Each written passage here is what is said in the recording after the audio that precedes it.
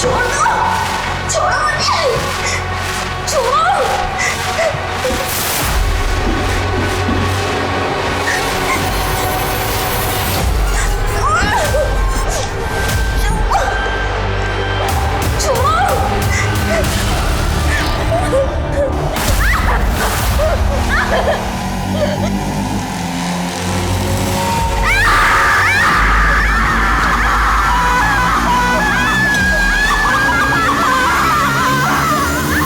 नमस्कार, आदाब। Crime petrol सतर्क के आज के एपिसोड में मैं अनूप सोनी आप सबका स्वागत करता हूं। हम कई वजहों से कुछ लोगों को खोने से डरते हैं, लेकिन हमें यह भी सोचना चाहिए कि जिंदगी के किसी पड़ाव पर कहीं हम खुद को तो नहीं खो रहे, क्योंकि कई बार हम दूसरों के प्रति इतने समर्पित हो जाते हैं कि लोग हमारी अच्छाई का गलत फायदा उठाने लगते हैं, और अगर मौका लगे तो हमें रास्ते से हटाने से भी परहेज नहीं करते। आज का ये केस ऐसे ही कई मापदंडों से जुड़ा है, जिस पर अपना पक्ष रखेंगे जाने माने क्राइम रिपोर्टर साहिल जोशी। नमस्कार, मैं हूं साहिल जोशी। क्राइम पेट्रोल सतर्क के इस एपिसोड में एक बार फिर मैं लेकर आया हूं एक ऐसा अनदेखा अनसुना केस जो मुझे लगता है कि आपको देखना चाहिए। अगर मैं आपसे कहूं कि अब से आप अपनी मर्जी से टीवी नहीं देख सकते, अपनी मर्जी से खाना नहीं खा सकते, अपनी मर्जी से घर के बाहर नहीं निकल सकते, अब से आपके घर में बिजली नहीं आएगी, तो आपको कैसे महसूस होगा? आपको घुटन महसूस होगी ना? आपको लगेगा कि जैसे आपकी आजादी आपसे छीन गई हो। लेकिन आपको इस बात का अंदाजा भी नहीं होगा कि हमारे देश में ऐसे कई लोग मौजूद हैं जो ऐसी घुटन भरी जिंदगी जीने को मजबूर है। यह उनकी रोज की लड़ाई है, और जब भी कोई इस लड़ाई में अपना सिर उठाकर गहरी और स्वच्छंद सांस लेने की कोशिश करता है तो उसका हनन कर दिया जाता है। अक्सर कई गुनाहों के मोटिव हमें चौंका देते हैं, कई गुनाह के जघन्य कृत्य हमें हिलाकर रख देते हैं, लेकिन इस गुनाह की कहानी में ये दोनों पहलू शामिल हैं।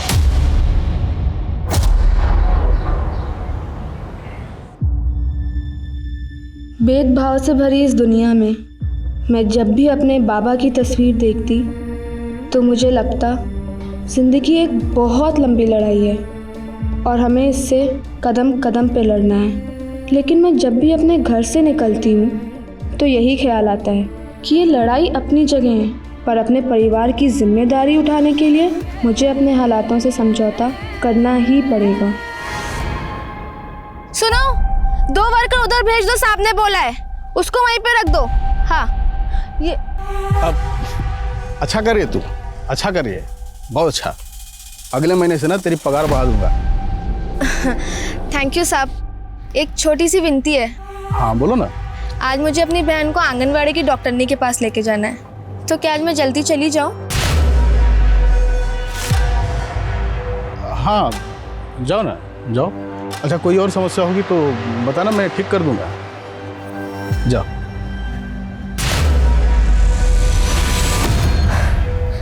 ऐसा लगता है सुगंधा, पहले पति ने मुझे पिंजरे में कैद कर लिया था और अब इस बच्चे ने तो मेरे पर ही काट लिए।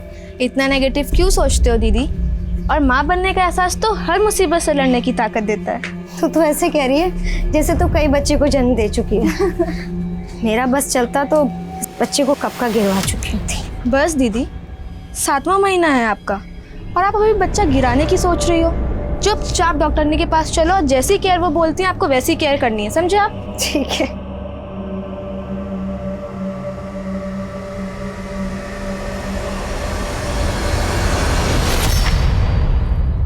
आपकी कंपनी की दवाई इतनी घटिया है कि अगर मैं अपने मरीज को दवाई न दूं तो शायद बच जाएगा, लेकिन आपकी कंपनी की दवाई खा के शर्तिया मरेगा वो। और रेट्स इतनी हाई। आप मेरा समय बर्बाद कर रहे हैं, आप जा सकते हैं। डॉक्टर साहब, आप तो नाराज हो गए। देखिए, हमारा और डॉक्टर का तो चोली दामन का साथ होता है, और अगर आप हमारा साथ देंगे ना, हम इतना फायदा करेंगे आपका, आप सोच भी नहीं सकते। अब मैं तो कहता हूँ आपका क्लिनिक रिनोवेट करवा देते हैं, एकदम मॉडर्न स्टाइल का। अच्छा, और क्या कर सकते हैं आप? अरे जो आप कहते हैं डॉक्टर साहब। और देखिए, साथ मिलकर खाने पीने से सेहत और दिमाग दोनों बढ़िया रहती हैं। देखिए, इसके पहले कि मेरा दिमाग खराब हो और मैं आपकी सेहत खराब कर दूं, आप जा सकते हैं।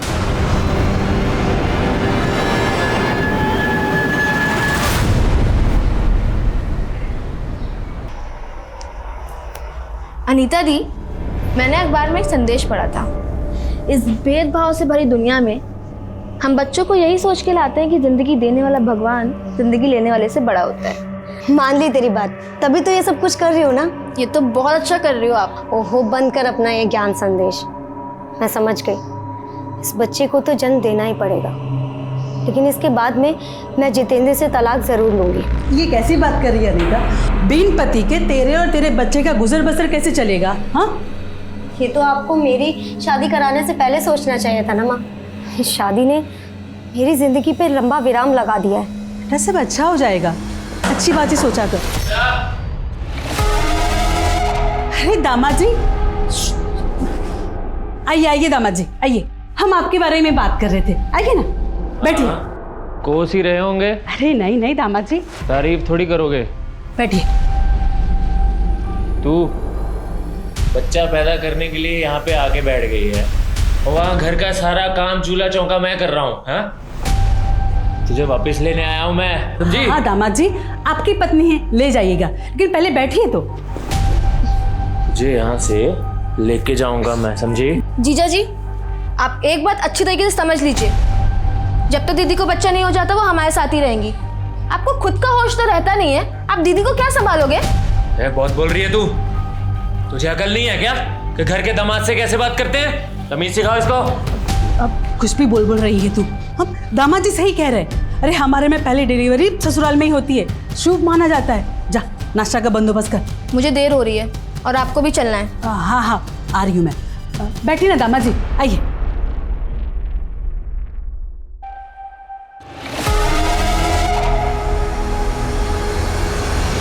अरे कितनी देर में गाड़ी लेके आ रहे हो? मैंने कहा था ना कि 10 मिनट में आ जाना। मैं क्लिनिक के बाहर ही हूँ। हाँ ठीक है, आ जाओ। अरे डॉक्टर साहब चलो, चलो जल्दी चलो। अरे बैठो ना गाड़ी में, चलो जल्दी। क्या बदतमीजी है ये? अरे आप ही की सेवा में लगे हुए हैं डॉक्टर साहब, कोई बदतमीजी नहीं है। देखिए मैंने आपको मना किया था सेवा के लिए। अरे एक बार शांति से देख तो लीजिए, क्या सौगात लाए हैं आपके लिए।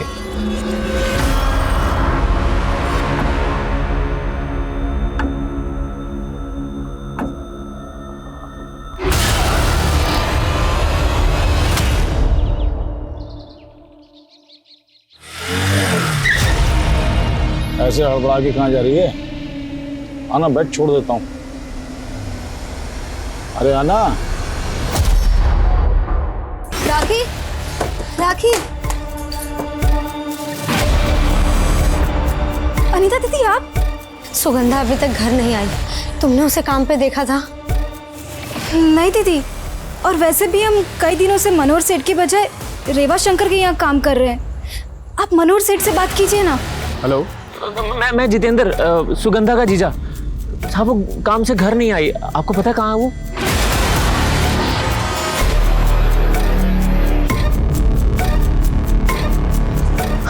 कुछ पता चला तुम्हें?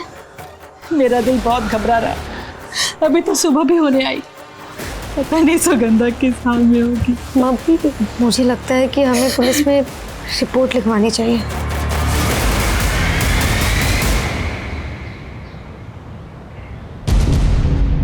सुगंधा काम क्या करती हैं? वो मनोहर सेठ के यहाँ सुपरवाइजर है। कल ये काम पर पहुंची थी? वो हाँ साहब, मेरी मनोहर सेठ से फ़ोन पे बात हुई थी। उन्होंने ये बताया था कि सुगंधा सुबह थोड़ा लेट पहुंची थी, लेकिन अभी वो नई नई कहानियां बना रहा है साहब। क्या कहानियां बना रहा है? साहब वो बोल रहा है कि सुगंधा उसके 50,000 लेके भागी है। अब सुगंधा ऐसा कर ही नहीं सकती।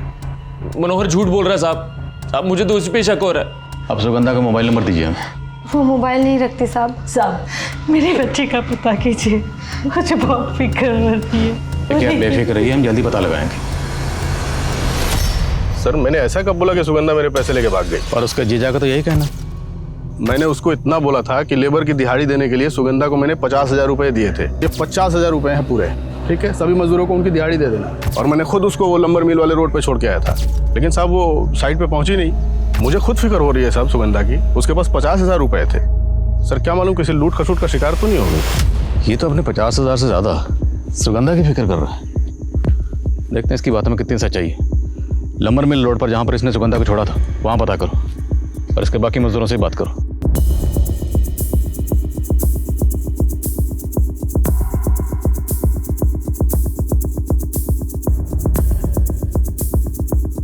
हाँ साहब, कल इस लड़की को हमने देखा था।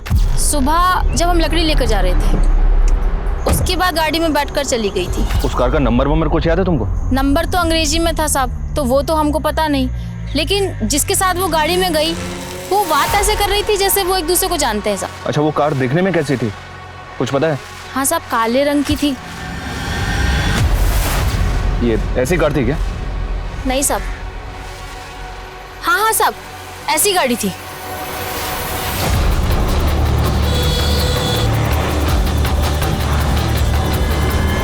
सुगंधा को एक ब्लैक रंग की कार में जाते हुए देखा। ऐसा कौन है जिसके पास काले रंग की कार है? नहीं साहब, सुगंधा किसी कार वाले के साथ क्यों जाएगी? आपको कोई गलतफहमी हुई है। सुगंधा का किसी लड़के से अफेयर?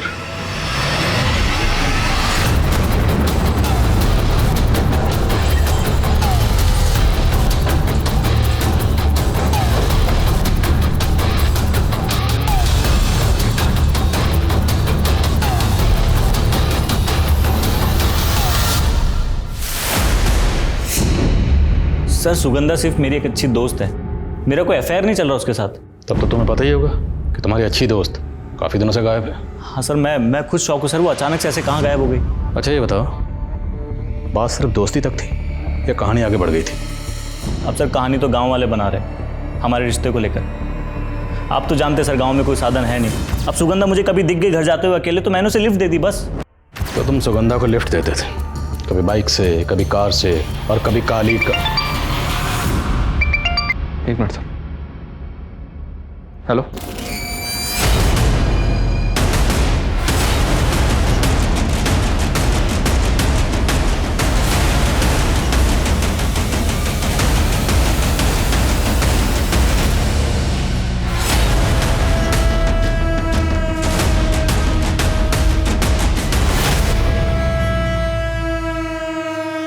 सर, ये किसी जानवर की लाश हो सकती है, शायद किसी बंदर के बच्चे की। किसी ने ऐसी रूमर फैला दी होगी, गांव वाले बहक गए और इसको एलियन समझ बैठे। इट्स ह्यूमन fetus, मानव भ्रूण है। Yes sir, you are right, possible है। लैब में टेस्टिंग के लिए भिजवाओ। किसी ने अबॉर्शन के बाद यहाँ फेंका। Okay sir. और आसपास सर्च करवाओ, शायद कुछ मिले। Okay sir. परम, उठाओ इसे। एक तरफ एक अज्ञात शव के टुकड़े ने इलाके में दहशत का माहौल पैदा कर दिया था, वहीं लंबर मिल के रास्ते पर जहां सुगंधा देखी गई थी, उस एरिया के कुछ ऑफेंडर्स को पुलिस ने राउंड अप किया था।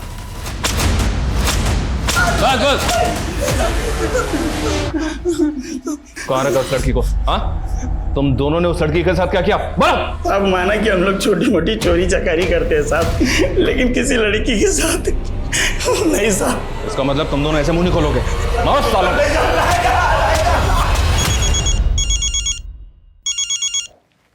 हेलो हेलो, कौन? सुगंधा? सुगंधा बेटा तुम हो ना? बेटा कहाँ हो तुम? तुम्हारी बेटी सुगंधा जिंदा है। तुम कौन हो? एक बार सुगंधा से बात करवा दो, एक बार। जल्दी आके मिलेगी तुमसे, और हाँ, उसकी गुमशुदगी की रिपोर्ट वापस ले लो। आपका अंदाजा बिल्कुल सही था सर। गांव वाले जिसको एलियन की लाश समझ रहे थे, फॉरेंसिक रिपोर्ट में कंफर्म हो गया कि वो मानव भ्रूण ही है। सर सुगंधा की फैमिली आई है, उन्हें किसी ने फोन किया कि सुगंधा जिंदा है। साहब, सबसे पहले मुझे सांसों की आवाज सुनाई दी, मुझे लगा कि वो सुगंधा ही थी, पर उसने मुझसे बात नहीं की। फिर किसी आदमी की आवाज आई और वो बोला कि सुगंधा जहां भी है वहां सही सलामत है। आवाज किसकी थी, कुछ अंदाजा? क्या वो आवाज आपकी जान पहचान में किसी की थी? हमें कुछ समझ नहीं आ रहा साहब। जरूर कोई बड़ा गेम है। अच्छा, क्या बड़ा गेम है? वो तो आप पता कीजिए साहब, हम कैसे बताएं? देखिए ना, माँ जी की हालत कितनी खराब हो रही है। जिस नंबर से फोन आया था वो नंबर दीजिए। हाँ सर।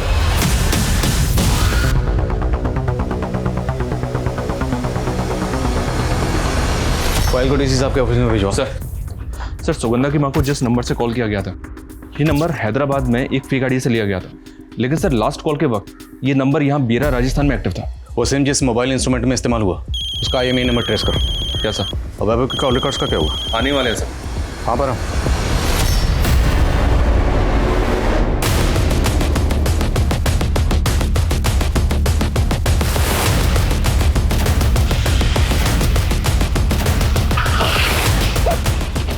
सर आइए, यहाँ आपके अंदर, यहाँ अंदर जंगल में। हटिए पीछे, हटिए हटिए पीछे पीछे हटिए, चलिए आइए सर। सर गांव वालों ने बताया इस एरिया में रात को बहुत सारे कुत्ते भौंक रहे थे। मेरे ख्याल से कुत्ते ने बदबू सूंघ के ये ज़मीन कुरेद दी। ये देखिए सर, खुदबा सर।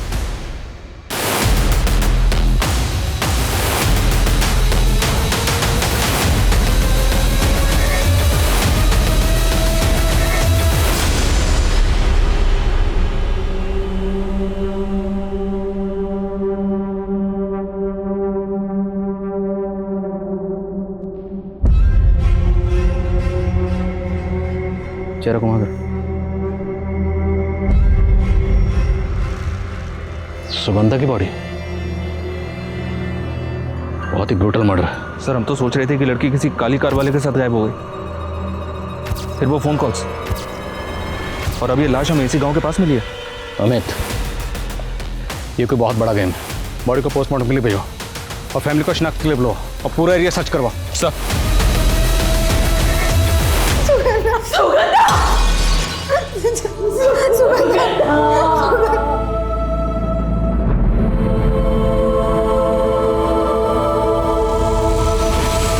सुगंधा की पोस्टमार्टम रिपोर्ट आ गई सर। सुगंधा को जिस दिन गायब किया गया उसका मर्डर उसी दिन किया गया। और चौंकाने वाली बात यह है सर, जब उसका मर्डर हुआ उस वक्त वो प्रेग्नेंट थी।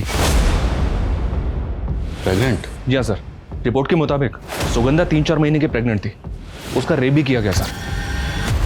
उसकी बॉडी पे किसी बहुत ही शार्प ऑब्जेक्ट से घाव किए गए। ऐसा लग रहा है किसी ने सुगंधा के साथ बहुत ही गहरी रंजिश निकाली। रंजिश सिर्फ सुगंधा से नहीं बल्कि उसके पेट में पल रहे बच्चे से भी निकाली गई। ताज्जुब की बात यह है कि लड़की 3-4 महीने की प्रेग्नेंट थी और फैमिली ने कुछ नहीं कहा। वो हमें सड़क किनारे ह्यूमन फीटस मिला था और यहाँ सुगंधा का पेट फाड़कर। मैंने क्रॉस चेक किया सर, वो फीटस सुगंधा का ही था। पोस्टमार्टम रिपोर्ट में रेपिस्ट के डीएनए का कोई जिक्र नहीं। सर बॉडी 3-4 दिन तक जमीन के नीचे दबी हुई थी, इसलिए डीएनए डिस्टर्ब हो गए होंगे। लेकिन डॉक्टर्स कोशिश कर रहे हैं, शायद उन्हें सुगंधा की बॉडी पे रेपिस्ट के बाल या ऐसा ही कुछ मिले। वैभव के डीएनए को फीटस के डीएनए से मैच करवा के देखो। जितने भी सर्कमस्टेंशियल एविडेंस है सबकी इन्फॉर्मेशन निकलवाओ, लड़की के कपड़े, रस्सी, सबकी। एक बात होता है, ये पक्का रंजिश का मामला है। सुगंधा किसी अपने की नफरत का शिकार हुई है। उसका पेट फाड़कर भ्रूण बाहर निकाला गया। ये कोई अपना ही कर सकता जो ये जानता था कि सुगंधा प्रेग्नेंट है। उसकी फैमिली से मिलना पड़ेगा। मिसिंग होने के 4 दिनों बाद आखिरकार विक्टिम की छत विशत लाश मिली। हमारे सूत्रों के मुताबिक उसका रेप करके बहुत ही निर्मम तरीके से उसकी हत्या कर दी गई। उसका पेट तक काट दिया गया था। जाहिर है आखिरी सांस तक वो काफी पीड़ा में रही होगी, काफी चीखी होगी, चिल्लाई होगी, लेकिन उसकी चीख कोई ऐसे इंसान तक नहीं पहुंच पाई जो उसे बचा सकता था।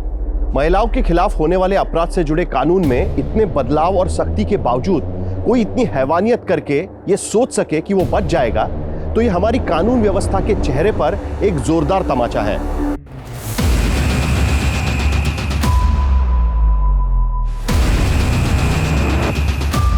क्या सुगंधा प्रेग्नेंट थी? ये क्या कह रहे हैं साहब आप? साहब आप सुगंधा का केस सुलझा रहे हैं या उसको बदनाम कर रहे हैं? हम वही कह रहे हैं जो पोस्टमार्टम रिपोर्ट में लिखा। सुगंधा का पेट फाड़कर जिस तरह से फीटस निकालकर फेंका गया है, पक्का ये रंजिश का मामला। क्या अब भी आप लोगों को किसी पर शक नहीं? माँ चुप क्यों है आप? बोलती क्यों नहीं? डरिए मत, बताइए। कुलदीप सिसोदिया।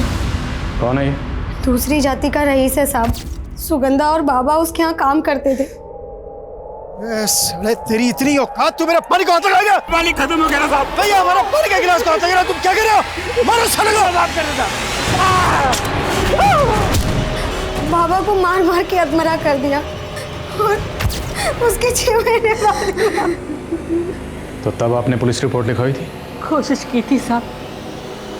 आपके ये हवलदार परम जी वो भी थे तब थाने में।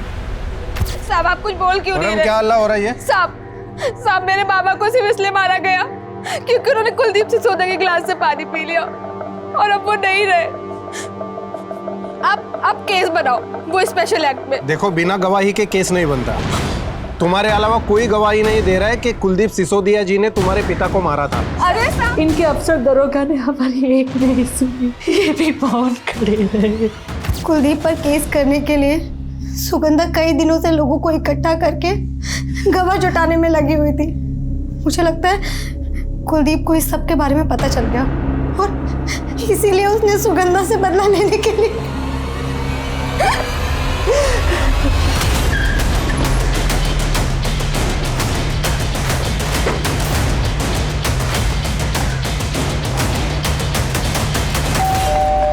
उन्होंने कह दिया और आपने भरोसा कर लिया। आपको पता भी है सुगंधा का बाप मोतीलाल था कौन? एक नंबर का चोर था वो। मेरी साइड से बिल्डिंग मटेरियल चुराता था वो।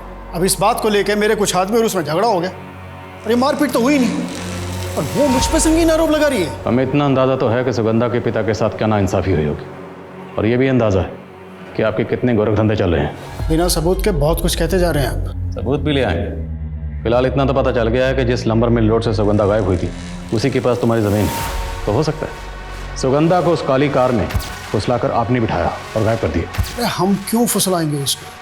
अरे क्या आप काली कार कर रहे हैं? मेरे पास ऐसी कोई काली कार है ही नहीं। कोई ठोस सबूत होना मेरे खिलाफ तो आना। अंधेरे में तीर चलाने से कुछ नहीं होगा। पता लगाओ इसके पास, इसकी जान पहचान में किसके पास सेम मॉडल की काले रंग की कार है। और जिस दिन सुगंधा का मर्डर हुआ उस दिन इसकी एक एक एक्टिविटी चेक करो। ओके साहब।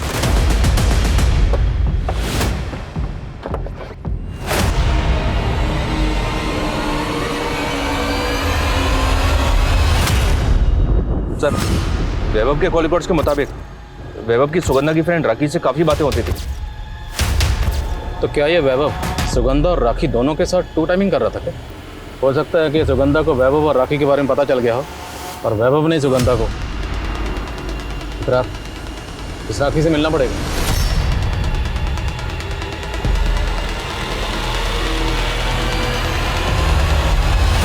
बोलो, चुप क्यों? जानती हो ना वैभव को? हाँ साहब, सुगंधा वाला वैभव ना। सुगंधा वाला वैभव तुम्हें फोन क्यों करता था? बहुत बातें होती थी तुम दोनों में। हमसे बात नहीं करता था, वो हमारे फोन पे सुगंधा से बात करने के लिए फोन करता था क्योंकि सुगंधा के पास फोन नहीं था ना, इसलिए। तेरे दोस्त का फोन अभी तक नहीं आया तो तू ही कर लेना। नहीं यार, तेरे पैसे कट जाएंगे। वैसे भी वो 8:15 को कॉल करता है। 15 सेकंड अभी भी बाकी है। अरे इसमें क्या हो गया, कर। वाह यार, टाइम का तो पक्का है। चल चल शुरू हो जा। अच्छा, ये वैभव तो कह रहा है कि सुगंधा और वो सिर्फ दोस्त थे। तुम बताओ, सिर्फ दोस्त थे या दोनों में अफेयर था? जिस तरह से वो दोनों बातें करते थे उससे ऐसा लगता था कि दोनों प्यार ही नहीं, शादी भी करना चाहते थे।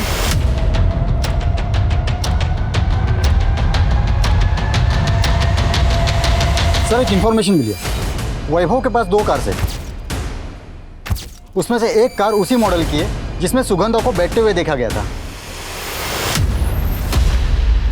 हाँ हाँ सर, 2 कार्स हैं मेरे पास, पर मैंने कभी सुगंधा को उसमें लिफ्ट नहीं दी। और तूने सुगंधा को प्रेग्नेंट भी नहीं किया? नहीं सर। तुम्हें पता है ना कि तुम्हारा डीएनए सैंपल क्यों लिया गया? पता है ना? बाद में अगर मुझे पता चला कि तुमने झूठ बोला था या कुछ छुपाया था तो बेटा बहुत तकलीफ होगी।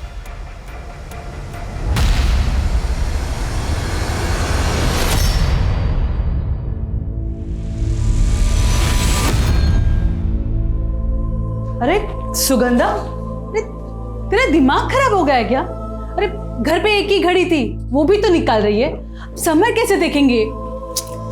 क्योंकि माँ अब इस घड़ी का टाइम खत्म और हमारा टाइम शुरू हो गया। मेरी नौकरी लग गई है और देखना, धीरे धीरे हम सारी चीजें नहीं ले लेंगे और फिर हमें किसी चीज की जरूरत नहीं पड़ेगी।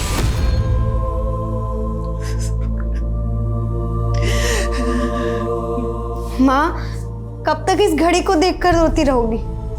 आज मैं इस घड़ी को उतार कर फेंक देती हूँ। हाँ फेंक दे, तू घड़ी को उतार के फेंक दे। ये टीवी, बर्तन, कपड़े, ये सब कुछ फेंक दे। जैसे सुगंधा लेकर आई थी ये घर में। सुगंधा। जैसे डीएनए रिपोर्ट आती है मुझे अपडेट करो।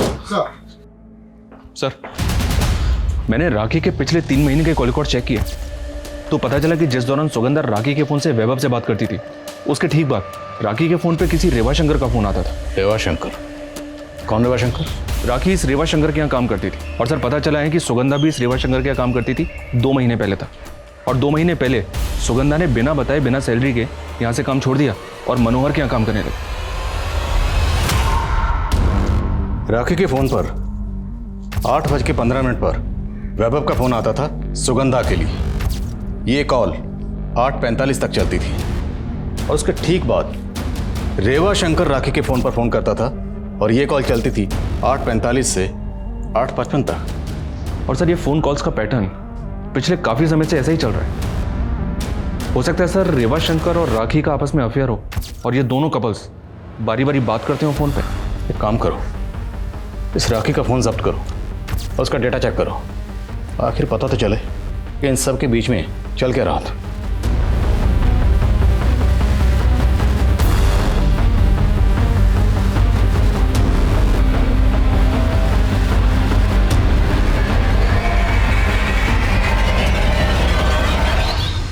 अभी तो सुबह भी होने आई, पता नहीं सुगंधा किस हाल में होगी। सुगंधा काम क्या करती है? मनोहर सेठ के यहाँ सुपरवाइजर है।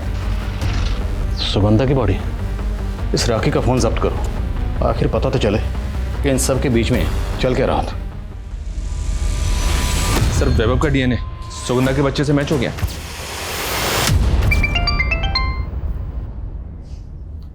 हाँ परम बोलो। सर हम वैभव को अरेस्ट करने आए थे तो मालूम चला कि उसने आत्महत्या करने की कोशिश की है। क्या?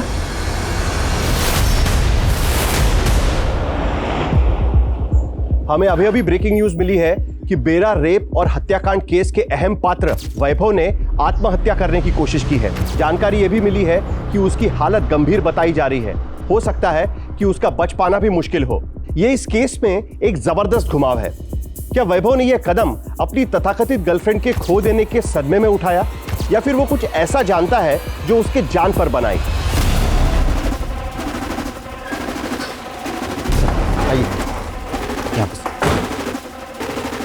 सर हमने वैभव के घर में सब जगह चेक किया लेकिन कहीं पे भी कोई सुसाइड नोट नहीं मिली।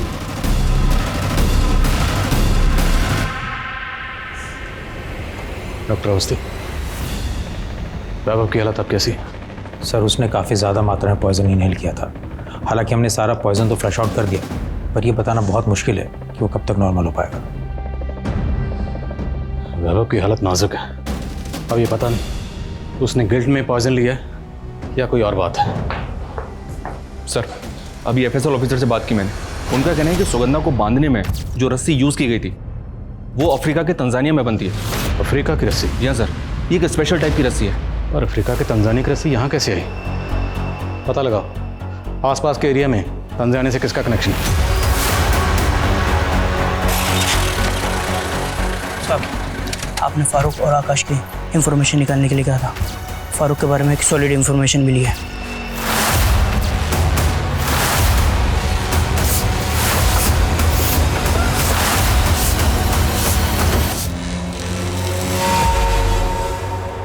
साथ? जी, फारूक का भाई साथ। क्या मसला था उसका आपकी फैमिली से?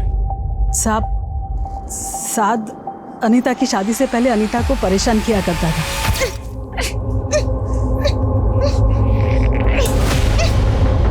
दीदी! दीदी! छोड़ो! माँ! अब सुनते हो? देखो कोई आवाज आ रही है। अरे क्या हुआ बेटा सुगंधी? क्या हुआ? कमीने तू रुक रुक, क्या कर रहा है? क्या कर रहा है? हम कुछ समझ पाते कि पड़ोस के लोगों ने उसे बुरी तरह से पीटना शुरू कर दिया।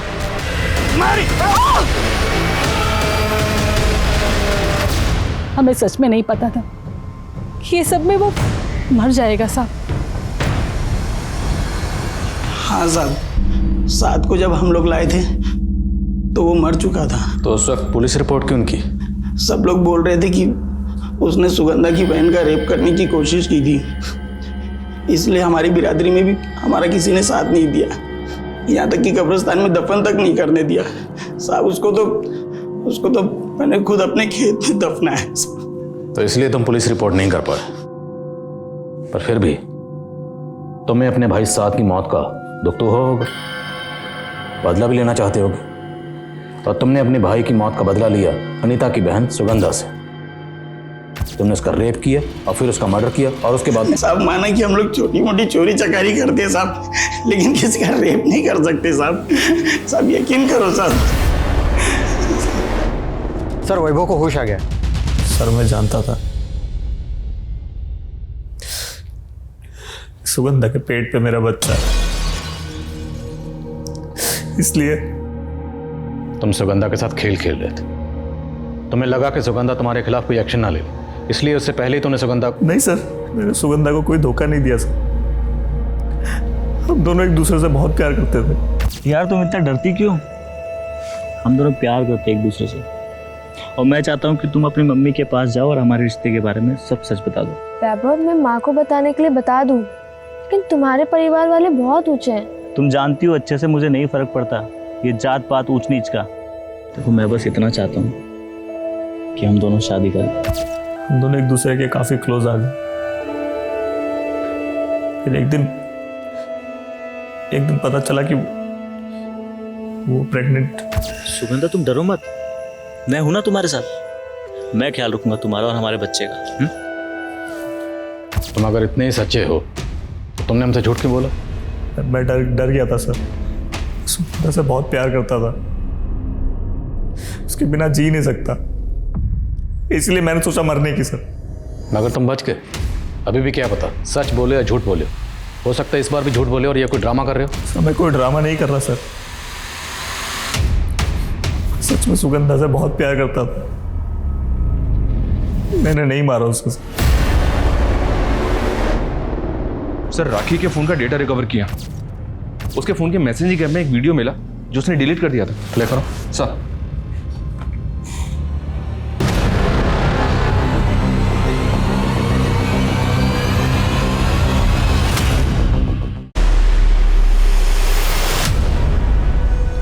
इन वीडियोस का सच क्या है? जो रेवा शंकर तुम्हें ब्लैकमेल करने के लिए भेजता था। इन वीडियोस के अलावा रेवा शंकर तुम्हें धमकी भरे मैसेजेस भी भेजता था कि अगर तुम काम पर नहीं लौटे तो तुम्हारे ये वीडियोस वो इंटरनेट पर डाल देगा। देख इसमें तेरा फायदा ही फायदा है। जब काम पे जाना जा, जब काम पे नहीं जाना मत जा। और जितना मजदूरी का पैसा होगा ना पूरा का पूरा बचेगा। और देख सबसे बड़ी बात, पैसा कमाएगी तो ही अपने बाप का इलाज करा पाएगी ना। साहब हम मजबूर थे और वो हमें सबसे पहले पाली शहर ले गया, और वहाँ एक आदमी हमें और 2 लड़कियों के साथ कार में बिठाकर कहीं और ले गया। फिर रेवा शंकर मुझे अलग अलग आदमियों के पास भेजने लगा। क्या रेवा शंकर तुम्हारी तरह सुगंधा को भी इस धंधे में आने के लिए मजबूर कर रहा था? रेवा शंकर अच्छे से जानता था कि सुगंधा इस धंधे के लिए नहीं मानेगी, तो उसने मुझे मना किया था सुगंधा को कुछ भी बताने से। लेकिन एक दिन लव यू टू, बाय।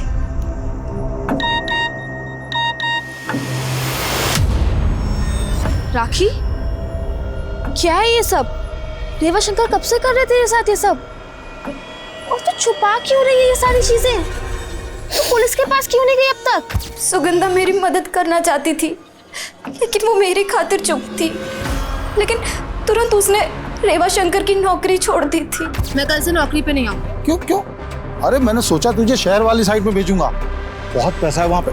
कोई काम नहीं करना तुम्हारा, मुझे सब पता है शहर में क्या धंधे करवाते हो तुम। सर उसके बाद से रेवा शंकर सुगंधा पे खुंदक खाए बैठा था, लेकिन सब मुझे नहीं पता कि सुगंधा के साथ ये सब किसने किया। सर ये रेवा शंकर गायब है, उसके घर पे ताला लगा हुआ है।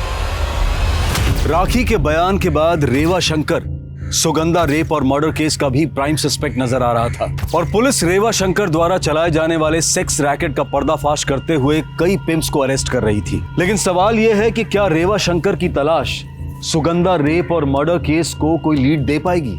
क्योंकि इस केस में कई एंगल्स अब भी ओपन थे, और अफ्रीका की रस्सी का एंगल इस केस को और भी पेचीदा बना रहा था। शायद अफ्रीका के तंजानिया वाली इस रस्सी की लीड मिल गई है सर।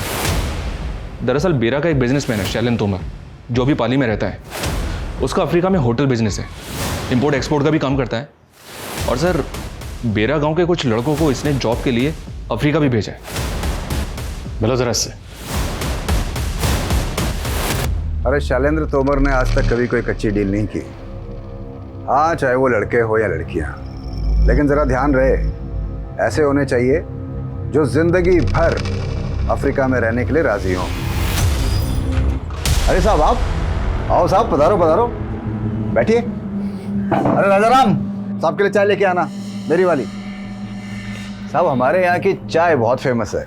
हमने तो सुना है कि तुम भी यहाँ बहुत फेमस हो, अफ्रीका में होटल बिजनेस और साथ में इंपोर्ट एक्सपोर्ट। आप मेरी छोड़ो, आप अपनी बताओ कि आपकी क्या खातिर करूं। अफ्रीका के तंजानिया की कंपनी है ट्वाइन एंड कॉटेज, जो इस तरह की रस्सी बनाती है। हाँ सर। हमने सुना है कि तुम्हारी कंपनी भी इसके साथ डील करती रहती है। नहीं साहब, एक बार डील की थी इस कंपनी के साथ। तो तुमने इस रस्सी के साथ क्या किया? सर इस रस्सी में दरअसल इसकी मजबूती कम थी, तो हम लोगों ने इस रस्सी का इस्तेमाल लाइट वेट पैकेजिंग में किया। हमारे यहाँ की स्टेशनरी 3 डिस्ट्रिक्ट के पुलिस स्टेशंस में सप्लाई होती है। पुलिस स्टेशन की स्टेशनरी? हाँ सर, मुझे तो लगा आपको पता होगा कि हमारे यहाँ की स्टेशनरी आपके पाली, सिरोही और नागौर डिस्ट्रिक्ट के सारे पुलिस स्टेशंस में होती है। पाली, सिरोही और नागौर, इन तीनों जिलों के थाने का रस्सी से कनेक्शन है। तो कहीं सुगंधा रेप और मर्डर केस में किसी पुलिस वाले की मिलीभगत तो नहीं है? अमित, एक काम करो, तीनों जिलों के पुलिसकर्मियों की लिस्टिंग करो और पता लगाओ उनमें से किसके पास सेम कलर की और सेम मॉडल की कार है जैसी कार में सुगंधा को आखिरी बार बैठते हुए देखा गया था।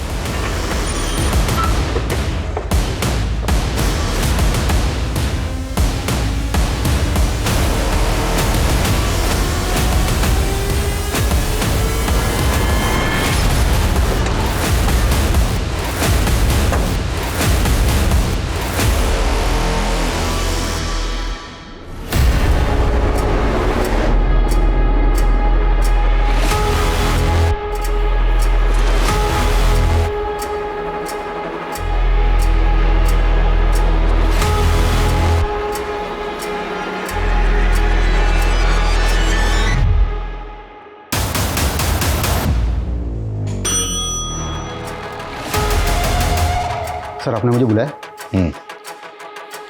अच्छा परम, पंडित तुम चलो। कुलदीप सिसोदिया को बचाने के लिए क्या तुमने प्रेम सोलंकी का साथ दिया था? सर मैं समझा नहीं, आप कहना क्या चाहते हैं? जो पूछ रहा हूँ उसका जवाब। क्या तुमने प्रेम सोलंकी का साथ दिया था? नहीं सर। रणदीप गुजर कौन है? मेरा कजिन भाई। उसके पास किस रंग की कार है? काले रंग की। काले रंग की। और सुगंधा को आखिरी बार किस रंग की कार में बैठे हुए देखा गया था? काले रंग की। तुम्हारे कजिन के पास सेम मॉडल की काले रंग की कार है, तुमने बताया क्यों नहीं? सर आप कुछ भी कहने जा रहे हैं सर। मेरे कजिन के पास काले रंग की कार है, इसका मतलब आप मुझ पर... इसका मतलब मैं तुम पर शक कर रहा हूँ। अगर आपको लगता है कि मैंने कुछ किया है तो आप मेरे खिलाफ इंक्वायरी कीजिए। इंक्वायरी हो रही है और तुम्हारे कजिन की कार ऑलरेडी फॉरेंसिक के पास है। एक बात याद रखना, अगर मुझे पता चला कि सुगंधा को गायब करवाने में तुम्हारा जरा भी हाथ था तो मुझसे बुरा कोई नहीं होगा। अब जा सकते हो। सर, इन्फॉर्मर से रेवा शंकर का पता चल गया है। वो अपने पुश्तैनी गांव में, यहाँ से तकरीबन 40 किलोमीटर दूर। Okay sir. मैं बता रहा हूं ना, मैंने सुगंधा के साथ कुछ नहीं किया, आप विश्वास तो कीजिए मेरा। सुगंधा को तेरे सेक्स रैकेट के बारे में सब कुछ पता चल गया था। तुझे डर था कि कहीं वो तेरा पर्दाफाश ना कर दे, इसलिए तुमने सुगंधा को मरवा दिया, है ना? वो किसी और की नफरत की शिकार हुई और खामखा आप मेरे पे समय बर्बाद कर रहे हैं अपना। ऐसे नहीं मानेंगे, हड्डी पसली एक कर दो इसकी। सर, तरम के कजन के अलावा सिरोही थाने की एसआई राकेश नागपाल और नागौर थाने के सब इंस्पेक्टर अमजद शेख के पास वैसे ही मॉडल की काले कलर की कार है। सेम मॉडल काली कार? जी सर। और वो अपना कांस्टेबल परम, उसके कजन की कार में फॉरेंसिक को कुछ मिला? नहीं सर। और सर, जब इन दोनों के रिकॉर्ड्स मैंने चेक किए तो पता चला कि राकेश नागपाल वारदात के दौरान ड्यूटी पे था, लेकिन ये अमजद शेख 10 दिन की लीव पे था। देख अमजद, सीधा सीधा सवाल पूछूंगा, सीधा सीधा जवाब दे दे, बिना गोल गोल घुमाए। सुगंधा ने तुम्हारा क्या बिगाड़ा था? क्यों मारा उसे? सर मैं सुगंधा को क्यों मारूंगा? मेरा उसके साथ क्या लेना देना है? वारदात वाले दिन तेरी कार बेरा क्रॉसिंग के पास टोल नाका में कैप्चर हुई और साथ तेरा कजन था। इतनी डिटेल बहुत है कि और डिटेल दो। हाँ सर, ये सच है कि मैंने ये सब कुछ अपने भाई साथ का बदला लेने के लिए किया, लेकिन ये बदला मैंने अकेले नहीं दिया। तो और कौन शामिल था तुम्हारे साथ? बहुत नौटंकी कर ली और अब नौटंकी खत्म। बोलो। मैं सास से प्यार करती थी। उस रात हम लोग भागने भी वाले थे, लेकिन तभी सुगंधा ने मुझे साथ के साथ देख लिया। दीदी कौन है ये? माँ, बाबा, सुगंधा चुप। माँ, क्या हुआ बेटा? तू कमीना इतनी रात में क्या कर रहा है? इतनी रात में क्या कर रहा है मेरी बेटी के साथ? लेकिन सुगंधा की वजह से साथ उसे सबने इतना पीटा कि वो और मेरे बाबूजी ने भी उस पर रेप का इल्जाम लगा दिया। ये सब हुआ सिर्फ उस सुगंधा की वजह से। और इस हादसे के 1 महीने के अंदर ही बाबूजी ने मेरी शादी उस दारूबाज जितेंद्र के साथ कर दी। वो रोज दारू पीकर आता और मुझे पीटता। लड़ाई के मेरे से मेरी जिंदगी नर्क बन गई उस सुगंधा की वजह से। इसलिए मैंने भी उसको नर्क भेजने का सोच लिया। इतनी नफरत अपनी खुद की बहन से? तुम जानती थी कि वो प्रेग्नेंट थी? हाँ, मैंने उसको प्रेगनेंसी की दवा लेते हुए देख लिया था और मैं समझ गई कि ये वैभव का ही बच्चा होगा। और फिर मैंने सोचा यही सही मौका है उससे बदला लेने का। और अमजद भाई भी साथ की मौत का बदला उससे लेना चाहते थे। और फिर प्लान के अकॉर्डिंग हम लोग उस दिन सुगंधा से रास्ते पर मिले। अरे आप? और ये कौन है? ये अमजद भाई हैं, जितेंद्र के दोस्त। अचानक मेरी तबीयत बिगड़ गई तो मुझे अस्पताल लेकर जा रहे हैं। तू भी चल। ठीक हो ना? हाँ चल।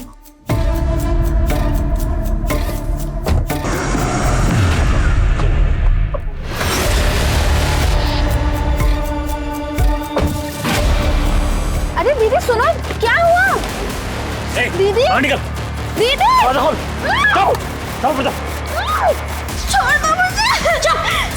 दीदी क्यों कर रही हो? बच्चा पैदा कर बोल बोल के कान खा लिए तूने मेरे। और आज तेरी वजह से जितेंद्र का बच्चा पेट में लेकर मैं घूम रही हूँ। बहुत प्यार करती है ना तू अपने अजन्मे बच्चे से? हाँ, जैसे तूने मुझे मेरे सास से अलग किया था ना, वैसे ही मैं तुझे तेरे बच्चे से अलग कर दूंगी। हो गया, तुम अब घर जाओ। तुम्हें जाने में टाइम लगा तो उनको शक हो जाएगा। दीदी, बहुत सियानी बनती है ना तू। तेरी वजह से मेरा भाई मारा गया। अब तू मजा देख।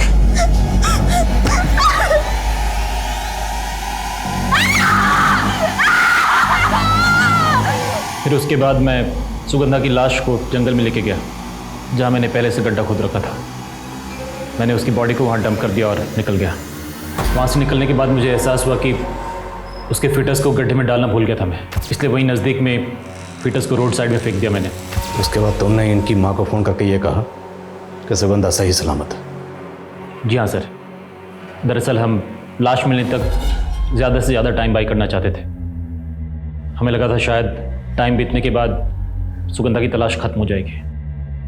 पुलिस वाले होकर ये कैसे भूल गए कि तलाश कभी खत्म नहीं होती। जुर्म जिंदगी भर मुजरिम का पीछा करता है और फिर उसे गर्दन से पकड़कर कानून की चौखट पर लाकर पटकता है, जैसे तुम दोनों को पटका। और तुम बदले की आग में इतनी हो गई थी कि एक ही झटके में इतनी जिंदगी बर्बाद कर दी, अपनी होने वाले बच्चे की, अपनी बहन की, अपनी माँ की। वो नफरत ज्यादा घातक होती है जब नफरत करने वाला अपने होशो हवास ना खोकर अपनी नफरत को एक सोची समझी साजिश की शक्ल दे देता है। सुगंधा के साथ भी यही हुआ। भले ही उसने ये ना सोचा हो कि अपनी नफरत को निकालने के लिए अनीता उसकी जान भी ले सकती है, लेकिन जब उसने अनीता को अमजद के साथ देखा तो उसे ये सोचकर सतर्क हो जाना चाहिए था कि अमजद जैसा अनजान शख्स उस वक्त अनीता के साथ क्या कर रहा था। अगर सुगंधा ने एहतियात बरतते हुए अनीता के साथ सही तर्क किया होता तो शायद वो अपना बचाव कर सकती थी, लेकिन सुगंधा का अनीता पर किया गया भरोसा उसकी सबसे बड़ी गलती बन गया। अब मैं अनूप सोनी आपसे विदा लेता हूं। फिर मुलाकात होगी क्राइम पेट्रोल सतर्क में एक और नए केस के साथ और उस पर हमारे एक्सपर्ट के विश्लेषण के साथ। तब तक अपना और अपने परिवार का ख्याल रखें, सतर्क रहें, सुरक्षित रहें और देखते रहें क्राइम पेट्रोल सतर्क। जय हिंद।